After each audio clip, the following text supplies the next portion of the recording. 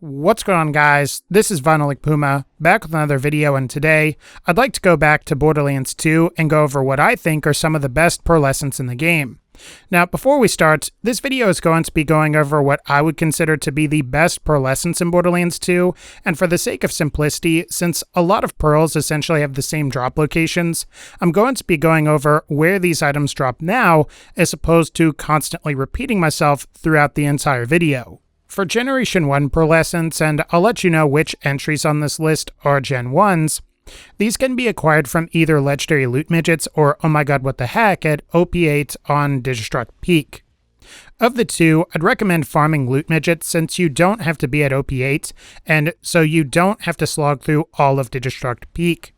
So if you're going for any of the Generation 1 pearls I'm about to go over, farm the Legendary Loot Midgets in the Hyperion Exploitation Preserve while the Doctor's Orders side quest is active. Just be sure to travel where the second echo is, and also be sure not to pick the second echo up. For Generation 2 pearlescents, which I will also notate in this video, your best bet is to farm Tubby enemies after level 61 in Ultimate Vault Hunter mode.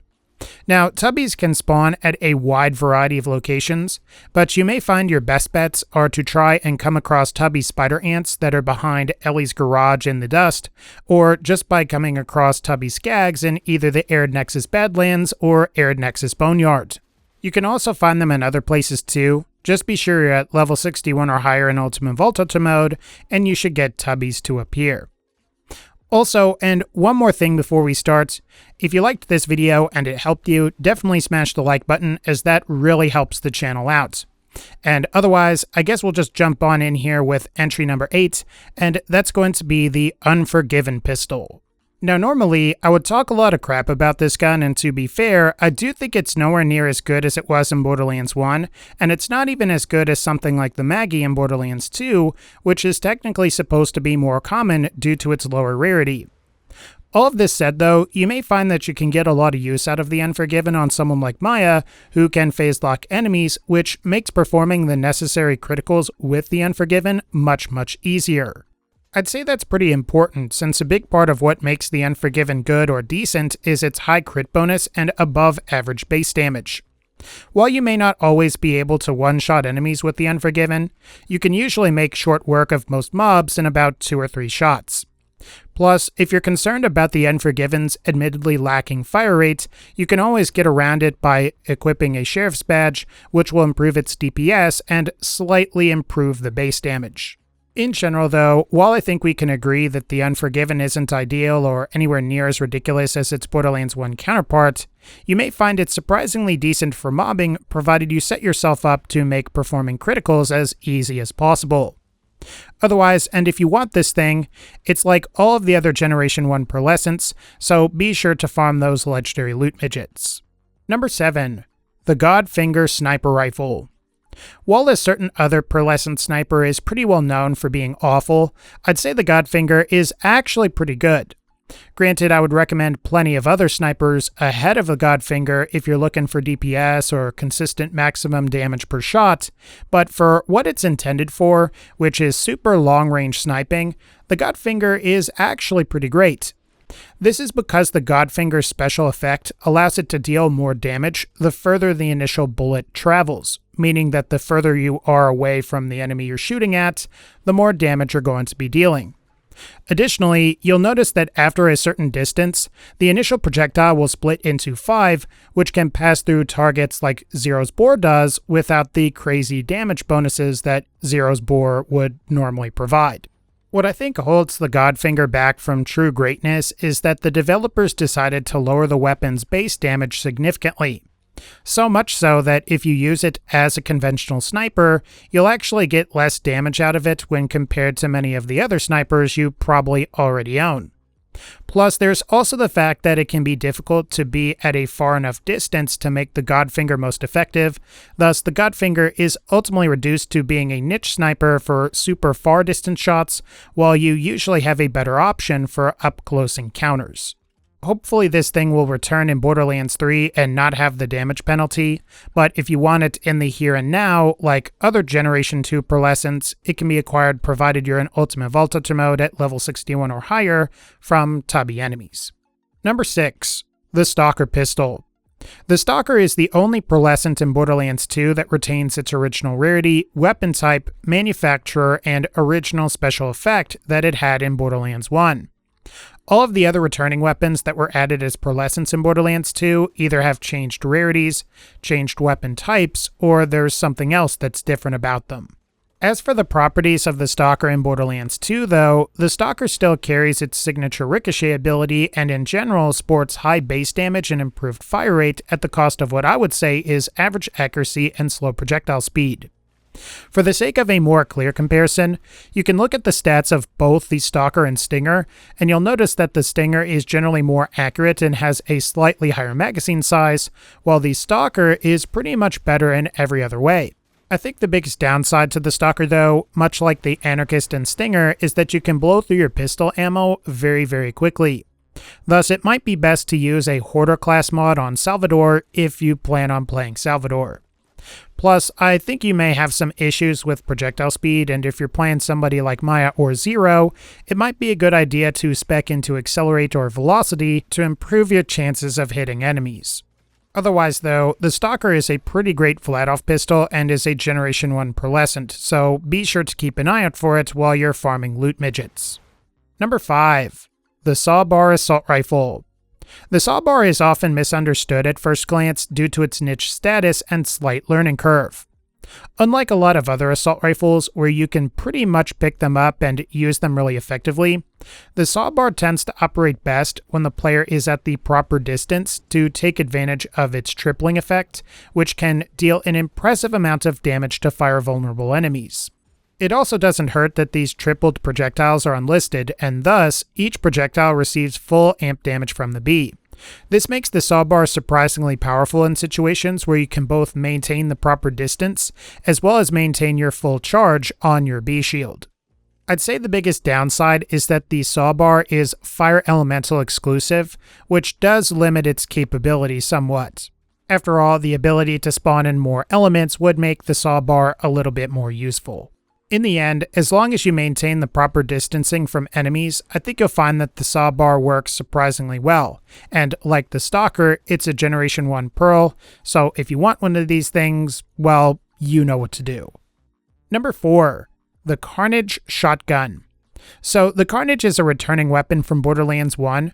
However, unlike many other returning weapons which originally had red text, the Borderlands 1 Carnage was a non-unique weapon that received its rocket launcher properties from its barrel.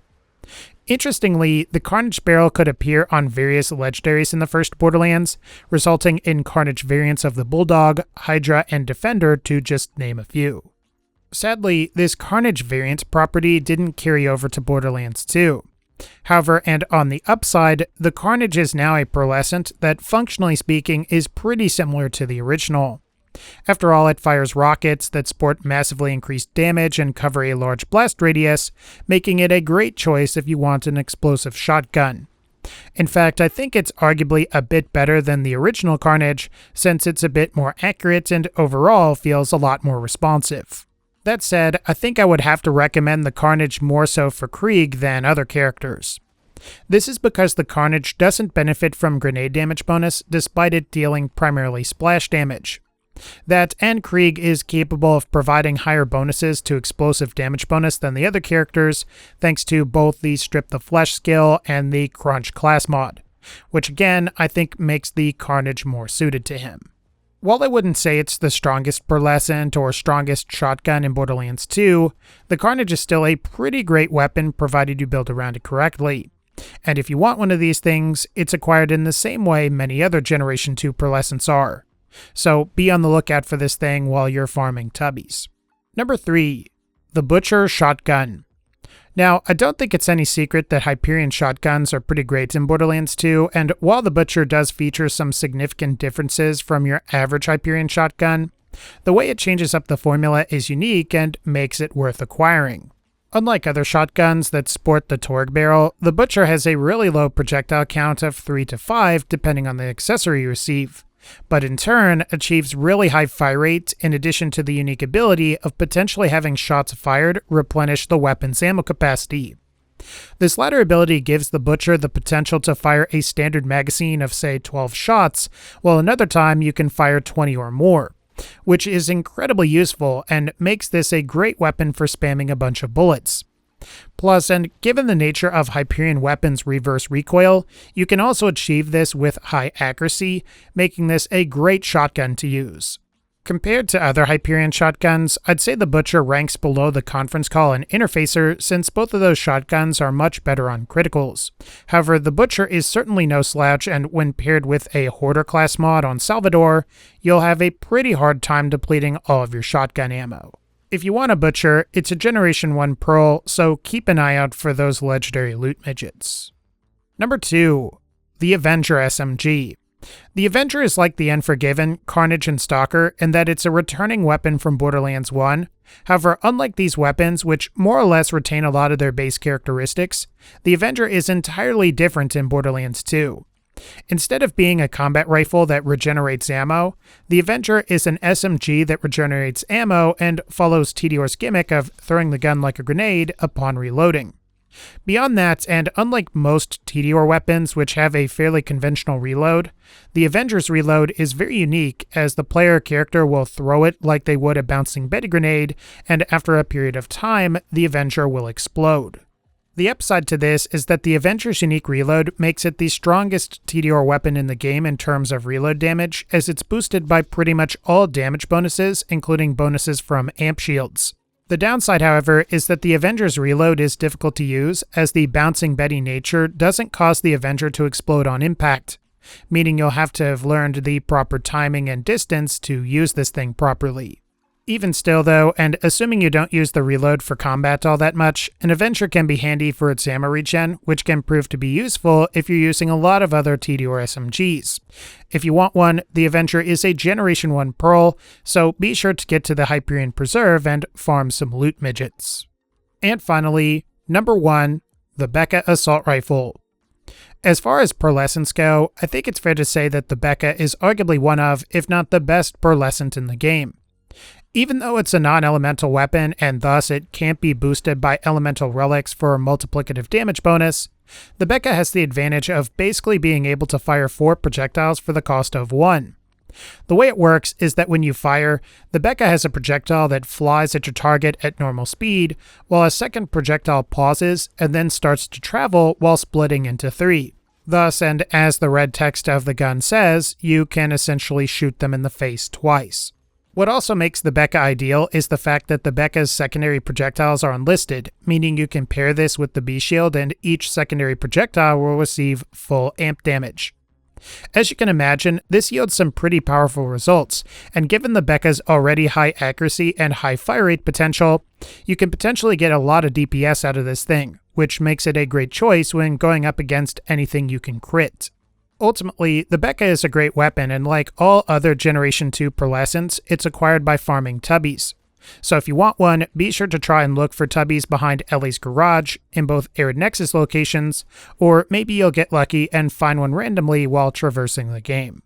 Alright guys, I think that's going to wrap up this particular video. If you liked this video, feel free to leave a like, click the bell so you can be notified when I upload more videos, and as always, and again, thank you all so much for supporting this channel. Take care, and I'll see you all in the next one.